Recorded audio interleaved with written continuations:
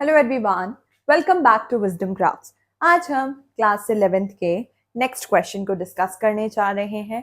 आप देख सकते हो कि मैंने पीछे लिखा है कि आपको इसका डेरिवेटिव निकालना है, that is 2x4 plus 2x raise to power 4 plus x। ठीक है, चलो अब आप बोलोगे कि अब इसका डेरिवेटिव हम कैसे निकालें। देखो, हम ना क्या करेंगे, सबसे पहले ना इस चीज को हम लेट कर लेते हैं y is equal to 2x4 plus x। ठीक है, हमने लेट कर लिया। अब मैं क्या निकालूंगी, अब हम इस y का डेरिवेटिव निकालेंगे विद रिस्पेक्ट टू x। ठीक है, अब हम क्या निकालेंगे विद रिस्पेक्ट टू x से डेरिवेटिव कैसे निकालेंगे, dy बाय dx। ठीक है, अब हमने जब प्रॉपर्टीज की थी तब आपको याद हो, तब हमने कैसे स्टार्ट किया था, d बाय dx। ठीक है, 2x4 प्लस x। ठीक है, 2x4 प्लस x। अगर आप देखो, अब मैंने क्या बोला था कि आप इसको ना अंदर दोनों साइड करोगे, तो कैसे लिखूंगी मैं, d बाय dx, ये 2x4, ठीक है, प्लस d बाय dx। ठीक है, अब आ गया मेरे पास यहां पर x। ठीक है, ये आ गया। अब देखो, अब हम ना जब यहां पर डेरिवेटिव करते हैं तब हम क्या करते हैं कि ये जो हमारे पास ये पावर होती है ना, हम इस पावर को ना आगे मल्टीप्लाई कर देते हैं। किसके साथ मल्टीप्लाई कर देते हैं, इसके साथ।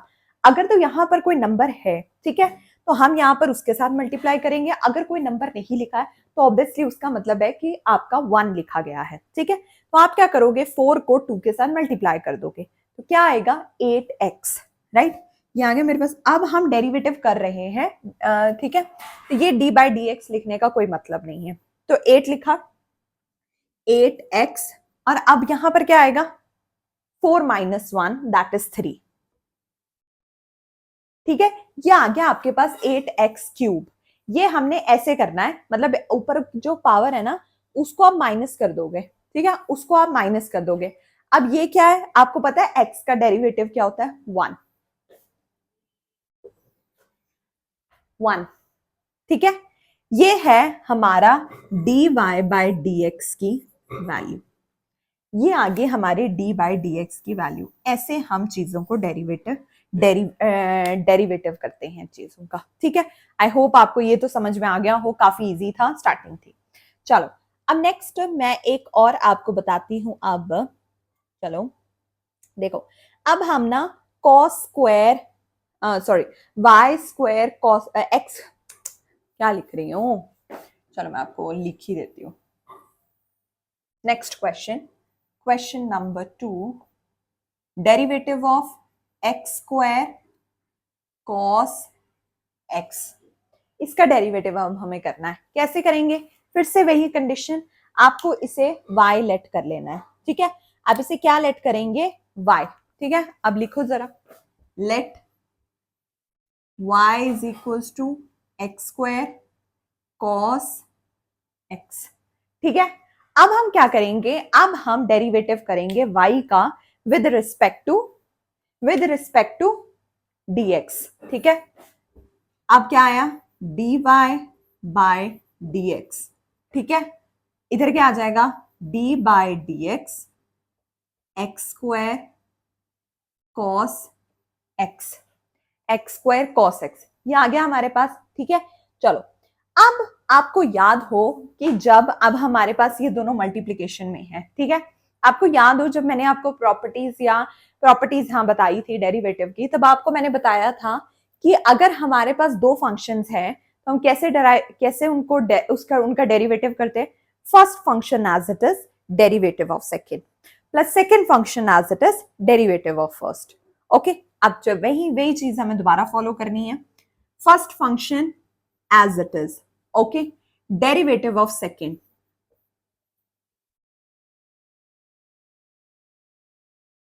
plus second function as it is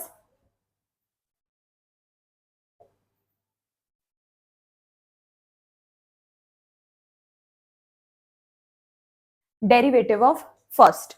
okay, अब आप मुझे बताओ कि cos x का डेरिवेटिव क्या होता है। cos x का डेरिवेटिव होता है माइनस साइन x। ठीक है,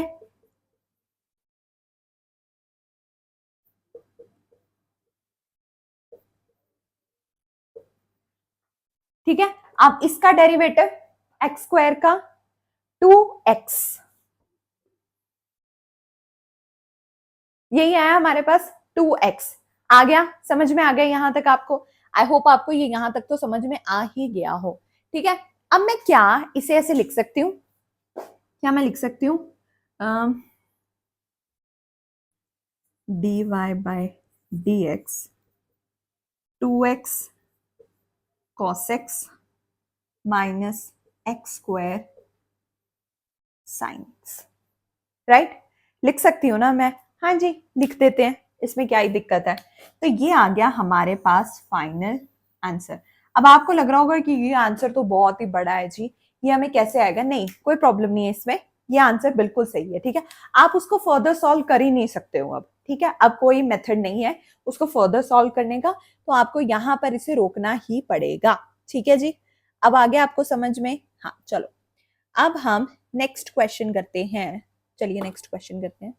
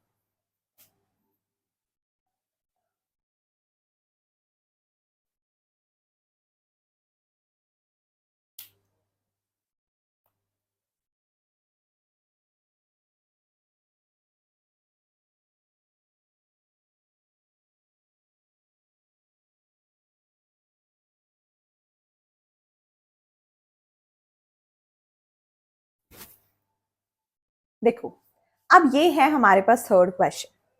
अब ना ये डेरिवेटिव नहीं है, हमें इसे सॉल्व करना है। ठीक है, π/6 हमारे पास यहाँ पर लिमिट दे रखी है। ठीक है, अब देखो, अब ना ये बहुत ही ज्यादा मतलब कॉम्प्लिकेटेड है अगर आप कुछ भी इसमें सॉल्व करोगे। अगर आप देखो तो यहाँ पर ना हमारे पास एक क्वाड्रेटिक टाइप सी बन रही है ना? देखो, 2 sign square x plus sine x minus 1, ये क्वाड्रेटिक टाइप बन रही है ना? बट ना अगर हम इसे क्वाड्रेटिक की फॉर्म में सॉल्व करेंगे ना तो ना बहुत कॉम्प्लिकेटेड हो जाएगा। ठीक है, तो मैं क्या साइन एक्स को कुछ नंबर या कुछ अल्फाबेट लेट कर लू। मैं ना लेट कर सकती हूँ साइन एक्स को। ठीक है, मैं क्या करती हूँ, मैं ना लेट साइन एक्स को मैं एस लेट कर लेती हूँ। ठीक है, एस लेट करी, क्यों किया मैंने? एक्स मेरे पास ऑलरेडी है, y मैंने लिया नहीं, चलो ऐसे ही ले लेते हैं, ठीक है। अब देखो, अब जहां जहां पर साइन लिखा है वहां वहां पर s पुट कर दो, ठीक है। 2s स्क्वायर, ठीक है, अब x तो लिखना नहीं है, plus s minus 1 divide bye 2s square minus 3s plus 1। आ गया, आ गया। अब देखो, अब आई थिंक ये काफी इजी रहेगा सॉल्व करना। अब इसे हम क्वाड्रेटिक के फॉर्म में सॉल्व कर देते हैं, ठीक है। क्वाड्रेटिक के फॉर्म में अगर आप पहला देखो 2s² प्लस s माइनस 1, तो वहां पर मेरे पास दो जो वो आएंगी, वो क्या आएगी, मतलब आपके पास प्लस करके 1 आना चाहिए और मल्टीप्लाई करके -2 आना चाहिए। आई थिंक जो मेरा मानना है वहां पर मैं लिख सकती हूँ 2s माइनस 1 और s प्लस 1, ठीक है। यहां पर मैं लिख सकती हूँ 2s प्लस 1 और यहां दूसरा लिख सकती हूँ s माइनस 1, ठीक है। ये आ गया मेरे पास 2s प्लस 1 और दूसरा है हमारे पास, नहीं प्लस थोड़ी आएगा, ये ऑपोजिट लिख दिया मैंने, ये प्लस में आएगा, हाँ ठीक है, ये आएगा नेगेटिव में। अब देखो, अब डिवीजन में क्या आएगा, मतलब जो नीचे है वहां पर क्या आएगा, वहां पर आ जाएगा 2s माइनस 1। अब वहां पर दोनों दोनों माइनस के आ जाएंगे, 2s माइनस 1 और s माइनस 1, ठीक है। ये आ गए हमारे पास दोनों फैक्टर्स। अब देखो, अब अगर आप ऊपर पढ़ो ना, आप ऊपर पढ़ो, अब उन्होंने बोला है कि इवैल्यूएट करना है π/6 पे। अगर मैं बात करूं फॉर x टेंड्स टू π/6, तो मेरे पास जो s होगा ना, s होगा वो मेरे पास 1/2 आ जाएगा, ठीक है। 1/2 आ जाएगा, क्यों, कैसे आएगा 1/2, अगर मैं इस चीज को ऐसे लूं 2s माइनस 1, ठीक है, वो किसके इक्वल आ जाएगा, इधर 0 है तो s क्या आ जाएगा 1/2। अगर मेरे पास x, फॉर x अगर मैं बात करूं, for x tends to this π/2, s is 1/2। देखो, आप देख सकते हो, मैंने ऊपर आपको सॉल्व करके बताया, आएगा कि नहीं आएगा, ठीक है। पर ये जो कॉमन फैक्टर है ना 2s माइनस 1, वो कैंसिल करेगा, मतलब कि 1/2 तो कैंसिल हो जाएगा, तो वह हमारे पास जो लिमिट है वो इक्वल आ जाएगी, ठीक है। तो लिमिट जो है हमारे पास इक्वल आ जाएगी, तो हमारे पास जो लिमिट अब क्या आएगी, अब हमने लिमिट, ये तो हम x के लिए सॉल्व कर रहे थे ना, अब हमने x तो हटा ही दिया वहां से, अब हमने साइन ले लिया था, तो ये जो मेरे पास फैक्टर्स हैं ये तो आ गए π/2, मतलब 1/2, इससे हमने लिमिट निकाल ली, तो अब मेरे पास क्या आया, लिमिट, ठीक है, s टेंड्स टू 1/2, ठीक है, इधर आएगा मेरे पास s plus 1 divide bye s minus 1, देख लीजिए, है ना, यही आएगा ना, क्योंकि वो दोनों तो कैंसिल आउट हो गए, उससे तो मैंने लिमिट निकाल ली, ठीक है। अब देखो, अब s मेरे पास क्या है 1/2, चलो पुट कर दो, 1/2 प्लस 1 डिवाइड बाय 1/2 माइनस 1, आया कि नहीं आया, आया ना। ऊपर क्या आ जाएगा अब 3/2, ठीक है, ऊपर आ जाएगा 3/2 और नीचे क्या आएगा -1/2, हाँ 3/2, नीचे क्या आएगा -1/2, ठीक है, -1/2 आ गया। आंसर क्या आ गया मेरे पास, -3, 2 से 2 कट गया, बचा क्या -3। ऐसे हम इसे सॉल्व कर सकते हैं। अगर आप इसे साइन की फॉर्म में सॉल्व करते ना, आप मतलब ना आप कर लेते सॉल्व, बट ना बहुत कंफ्यूजन हो जाती है और बहुत ना कॉम्प्लिकेटेड हो जाता है, ठीक है। तो हम क्या करते हैं कि ऐसे क्वेश्चंस को ना कुछ लेट कर लेते हैं ताकि हमारे पास शॉर्ट फॉर्म हो जाए। फिर आप क्या सोचोगे कि मैं साइन का कुछ फॉर्मूला लगा दूं, ट्रिग्नोमेट्रिक फॉर्मूला लगा दूं, वो भी दिमाग में आता है उस टाइम पेपर में, बट हमें इतना कॉम्प्लिकेटेड नहीं करना है, हमें सिंपल करना है, ठीक है, हमें सिंपल करना है। तो आप ऐसे इसे लेट करके कर सकते हो, उससे आपको काफी हेल्प मिलेगी और आपको क्वेश्चंस भी काफी, मतलब आप कह सकते हो कि इजी लगेंगे, ठीक है, काफी इजी लगेंगे। अब ऐसे ही हम एक और क्वेश्चन कर लेते हैं, ठीक है।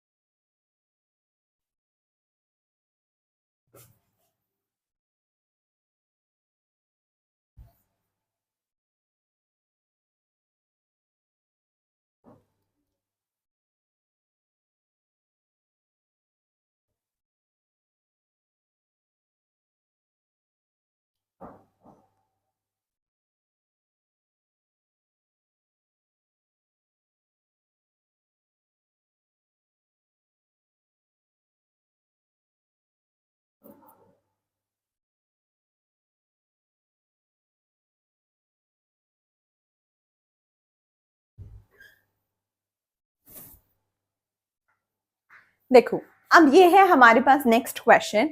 अब हमें फिर से वही चीज है, ठीक है, बट अब ना हमें दो फंक्शंस दे रखे हैं, एक तो साइन दे रखा है और एक हमें टेंजेंट दे रखा है, ठीक है। अब हमें इसे सॉल्व करना है, वही बात है, फिर से लिमिट को आपको एंड में पुट करना है और आपको एक फाइनल आंसर चाहिए, यहाँ पर कोई डेरिवेटिव वाला कुछ नहीं है, ठीक है। अब देखो, अब ना इसको हम क्या करेंगे, हम नॉर्मल से कर देंगे, नॉर्मल कर देंगे। आप क्या करोगे, जो हमारे पास टेंजेंट है, ठीक है, जो हमारे पास टेंजेंट है, मतलब कि जो हमारे पास यहाँ पर साइन है ना, इन दोनों में से ना मैं क्या करती हूँ, मैं ना साइन को इसे ना मैं एक्सपैंड कर देती हूँ, ठीक है, एक्सपैंड कर देती हूँ। कैसे करोगे एक्सपैंड, अब मुझे पता है कि साइन एक्स की अगर मैं बात करूं यहाँ पर, साइन एक्स मेरे पास क्या है, एक्स माइनस, ठीक है,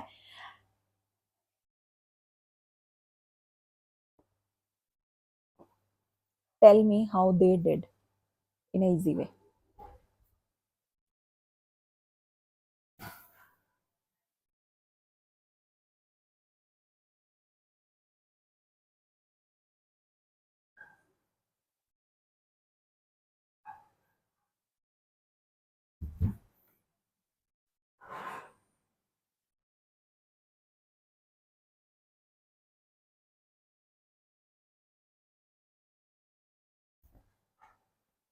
चलो देखो, अब ये हमारे पास नेक्स्ट क्वेश्चन है, ठीक है। अगर ना मैं इसे देखूं तो क्या मैं टेंजेंट को साइन ओवर कॉस लिख सकती हूँ? हाँ जी बिल्कुल लिख सकते हैं, ठीक है। अब मैं कैसे लिखूंगी, limit x tends to 0 sine x over cos x minus sine x divided by ये एज इट इज, राइट, ठीक है। अब यहां से इन दोनों में से मैं साइन को कॉमन ले लूं, ले लो, ठीक है, यहां से मैं साइन को कॉमन ले लूं, साइन एक्स को कॉमन ले लेती हूं। यहां पर मेरे पास क्या बचा, 1/cos x minus 1 divided by sine cube x as it is, ठीक है, sine cube x as it is आ गया। अब देखो, अब यहां पर मेरे पास ये साइन से ये साइन कट गया, तो बचा क्या, limit x tends to 0 1/cos x minus 1 divide by sine square x, ठीक है, साइन स्क्वायर एक्स आ गया समझ में यहां तक, साइन स्क्वायर एक्स। अब देखो आगे, अब यहां तक तो आ गया। अब ना मैं क्या करती हूँ, अब ये मेरे पास जो आप के देख रहे हो ना ऊपर ये साइन स्क्वायर एक्स, अब मैं इसे ना कंबाइन कर देती हूँ न्यूमिरेटर को। कैसे, 1/cos x को मैं कैसे लिख सकती हूँ, 1/cos x माइनस 1 को मैं कैसे लिख सकती हूँ, कैसे लिखूंगी मैं, लिख सकती हूँ ना इसे 1 - cos x divide by cos x, हाँ लिख सकती हूँ 1 - cos x divide by cos x, right, divide by this sine square x, लिख सकती हूँ ना ऐसे, ऐसे तो मैं लिख सकती हूँ इसे आराम से, राइट। अब देखो, अब ये आ गया मेरे पास ऐसे। अब मैंने क्या किया, अब ये जो इसे मैं यहां पर ले जाती हूँ, ठीक है, 1 - cos x divide by cos x sine square x, ठीक है, यहां तक आ गया 1 - cos x और साइन स्क्वायर x, ठीक है। अब मैं यूज कर सकती हूँ एक आइडेंटिटी, वो क्या आइडेंटिटी है 1 - cos x की, that is 2 square sine square x, ठीक है। यहां पर आइडेंटिटी में क्या यूज कर सकती हूँ, 2 साइन स्क्वायर x, x मेरे पास क्या है, अच्छा x अब मैं क्या लूंगी यहाँ पर π/2, ठीक है, x में क्या लूंगी यहाँ पर π/2, ठीक है, यहाँ ले लिया मैंने π/2, नॉट π/2 x/2 लेना है, सॉरी, ठीक है। और डबल आइडेंटिटी मैं लगा सकती हूँ यहाँ पर, ठीक है, अब डबल आइडेंटिटी क्या लगा सकती हूँ यहाँ पर, cos x को एज इट इज ही रहने दूंगी, साइन स्क्वायर x की लगा दूंगी, that is 4 sine square x/2,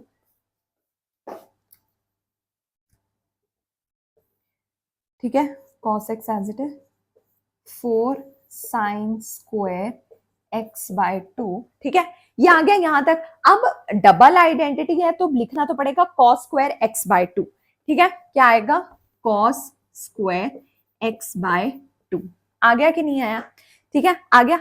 अब देखो, अब ये चीजें कट गई, साइन से साइन कट गया, 2 कट गए आपको, और ये 2 से 2 कट गया, ठीक है, ये 2 से 4 ये सच ये कट गए दोनों, 2 से 2 कट गया और ये सब कट गए, तो एंड में जो हमारे पास जो आंसर बचा है ना वो 1/2 आ जाएगा। ठीक है, 1/2 is the final answer. Okay जी, is the final answer. I hope आपको ये क्वेश्चंस अच्छे से समझ में आए होंगे। Okay, thank you so much for your time, stay tuned, thank you.